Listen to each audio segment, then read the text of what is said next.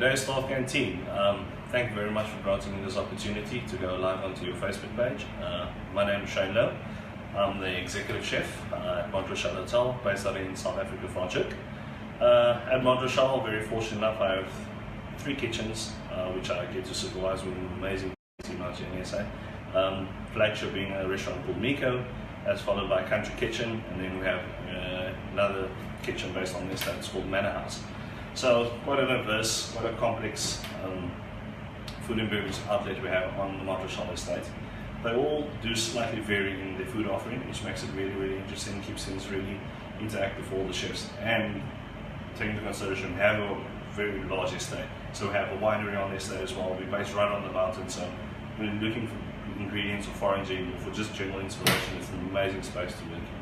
So Miko being the flagship within the group, that's where we'll try and push culinary boundaries. I'll take a lot of foraging into account, working very, very closely with suppliers, and then just seeing what we can come up with. In Country Kitchen, also based on the estate, has a lot more open, homely feel, a lot more uncluttered approach to food, a lot more open, a lot more welcoming. So it's an awesome space to actually work in. And then last but not least on the estate, we have Manor House.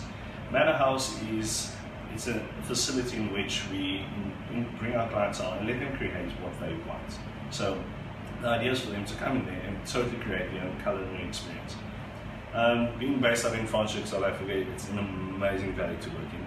There are so many restaurants, and from a competition point of view, it is extremely, extremely tough out here. But it's beautiful. It's absolutely beautiful. The supplies we have is phenomenal. The produce we have is phenomenal. Just the camaraderie between the chefs is absolutely phenomenal. So it's a nice little hub in which we as chefs can operate and swap information and get ideas. So today, I'm going to do a very simple dish for you, based with a lot of South African produce, a lot of South African ingredients, things that are very, very close to me, very dear to me. So we'll be doing the Springbok Tapioca version. They are absolutely stunning dish. It's very plain, very simple. So we'll just get cracking on that. So in typical TV fashion, we've prepped a lot of the ingredients beforehand, and that also just helps settle my nerves a bit. So what we've done is we've got the Springbok Loin, which we've made a very, very thick concentrated syrup out of ginger, garlic and buchu. Now buchu is something that we find out in South Africa. The best way to describe it, as soon as you add any form of sweetness to it, it has the same taste of like black wine gums. So they're very, very strong, very intense, and it's something that actually reminds me of my childhood, because I used to get these rolls of sweets and black ones were in the middle, and I'd always kind of filter them off to my sister and friends, and I'd try and retain the black ones. So that's where that idea basically stemmed from. So it's very, very lightly seared. Reason for that is as well, I just wanted to change the texture within the meat itself. The ingredients we'll be using with that is, in South Africa, we have things called meebles. So what it is, it's apricots, basically it's brined and totally dried. So it has a salt effect, has a sweet effect, and it has a very, very natural fruit effect as well. Then with that, we've got some spinach shards. So most chefs will be familiar with an ingredient called tapioca. What we have in South Africa is called sago. It's a traditional South African Sunday pudding. We get boiled and steamed, cinnamon, lots of sugar, and that's where this came from. So instead of, you'll still see the white bits of sago still very, very elegant within the dish. Then generally some Sous-Vide Apples, nothing too outrageous there. And then this is Bolton Powder. Now the best way to describe Bolton is, as Americans know it as beef jerky. But Bolton in South Africa is a very, very controversial thing, because every second uncle has his own recipe. He believes it's the best. He has the best way of doing it. So this is our version thereof. So it's basically taking large cuts of meat. You could use chuck, you could use sirloin, rump, then lightly salting it, popping in vinegar with your spice blend, and then drying out the meat. How we dry it out is just hang it in a controlled environment for a couple of weeks until it goes exceptionally firm, lose a lot of its moisture. And then from there, we just took it and we ground it up to it actually resembles a powder. The reason we did this, so it actually just adds texture to the dish. Okay, we just get all of these away. Now on the side over here, very fortunate enough, like I said, we have a rather large estate. So these are just some of the goods that we've foraged from there. We've got some nettle flowers, sorrel, rocket flowers, fennel, rocket. That's what we've got over there for today. So just going to slowly start plating up. I'm very, very fortunate having the team I do at Mont Rochelle, because we have a lot of zany ideas here. So plating is something that's kind of changes day on day. It keeps them interested. It keeps my head having to stay busy the entire time. So like I said, on Mont Rochelle, the plating is generally very different from the two estates. Mika will try and push things out a bit more, and then Country Kitchen, yeah, a lot more open and friendly. I would say plating is one of those things that's always, it's acceptable. One chef might like it, one not. Everybody has their own different style. So what I generally try to do is we try and change the way we plate things. As ideas come along, as produce progresses, we'll just change accordingly. So you can just get some of the meatballs poured onto the base of the plate. I mean, it's a personal take for me. I don't like things to always consistently look exactly the same. It's just, for me, a lot of the dishes, it needs to feel an element of liveliness. So it needs to be slightly, it has to have a natural feel to it. It mustn't be too symmetric. But that, again, is a personal approach to how I cook. And as I said, we've seared the meat off. And then what we've done is we've just reduced the buku mixture right till it almost has a molassesy consistency. It's quite thick, it's quite dark, and the flavour is very, very intense. So you can just basically cut down 3 little sides to these.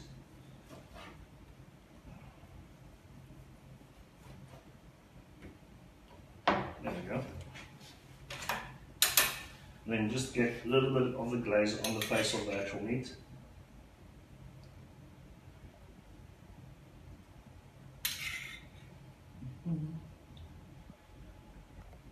Now this is a very, very, very delicate piece of meat. The flavour of Springbok, I feel that is totally Southern South African. It's very mild, it's got a gamey taste, but the complexity of the loins is actually very, very soft. So it breaks away quite nicely. So you can get these 3 onto the plate.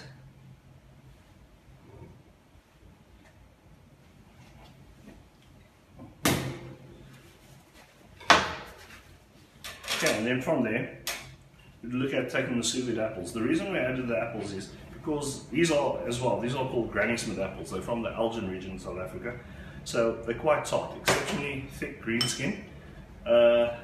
Skin dries out quite nicely, but what we were interested was in the flesh. So they're exceptionally tart. They're really, really, really good if you're making apple crumbles, anything to that, like really, really great. In this case, we just basically pop them in a bag, vacuum seal them, some apple juice, sous vide them for a couple of minutes, and these are the end results that we have. It's like finding these little sweeties as you go along, as you're eating the meat and eating the puree. You have the sweet, you have the gamey texture, you have the little bit taste of the buku, and then you just have these little spikes of acidity that keeps on coming through. It's really, really pleasant. And in following that, I mean, it's just, for me, it's keeping intact with everything that is available to us. The Springbok, the meatballs, the Granny Smith apples, the buku, Bolton, that is South African, that's what we're about. So I have a bit of a soft spot for this dish, if you can take it that way. Chef, talking about soft spots, one of the viewers would like to know, what is your favourite meat to cook at home? Oh, my favourite meat? It's going to sound really, really bad. I love lamb rump. It's not the most well-known bit of meat, but from a flavour profile, I think it's the most intense. It's got a nice bit of fat, and I love fat. I mean, I'm not exactly built for speed. So having that little bit of fat on top of the lamb, I think it's the most tasty cut. It's not texturally the best. It's always slightly challenging maybe to converse that onto your clientele, but that cut of meat, oh, and I've got a love for sausages.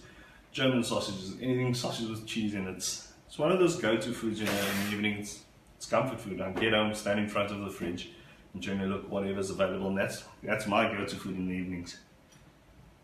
So you're just dusting a little bit of the Bolton Powder across. Now what this adds to the dish is many spices in there. There's cumin, fennel, coriander. So what that brings, that salty aspect of the dish as well. And as well, for me as a South African, it's something as you eat it will constantly, it's that familiar taste. Reminds me of home. Okay, then just to dress them up, we've got these little shards. This was, in all honesty, a trial and development. Took us exceptionally long to actually get these to the state where we're really happy with them. You can just ring, and this adds an exceptional nice snap to the dish. As you can see, the plating is just one of those things that will naturally just come. I don't really plan things too much in what we're doing. And then we're just going to dress this with some of the herbs that we have around. Starting with the little rocket flowers. So this will add a little bit of peppery aspect to the actual dish itself. Okay, some rocket itself, little baby leaves. I must say the chefs have a good old time picking these things because they are exceptionally small, and being based against the mountain, a lot of it getting to the actual produce is quite tedious because it stretches and you have wind and lots of strange elements. So foraging is one of those things we love to do it when the elements play along. It's the best. Stick these over here.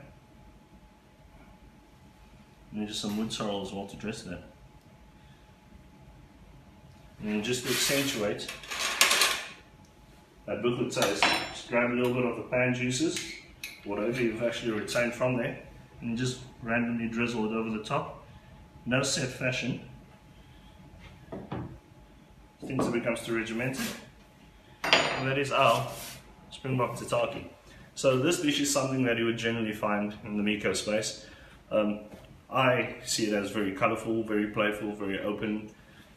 Now it kind of represents how I feel about my country, and South Africa, the culture and the food culture is exceptionally diverse.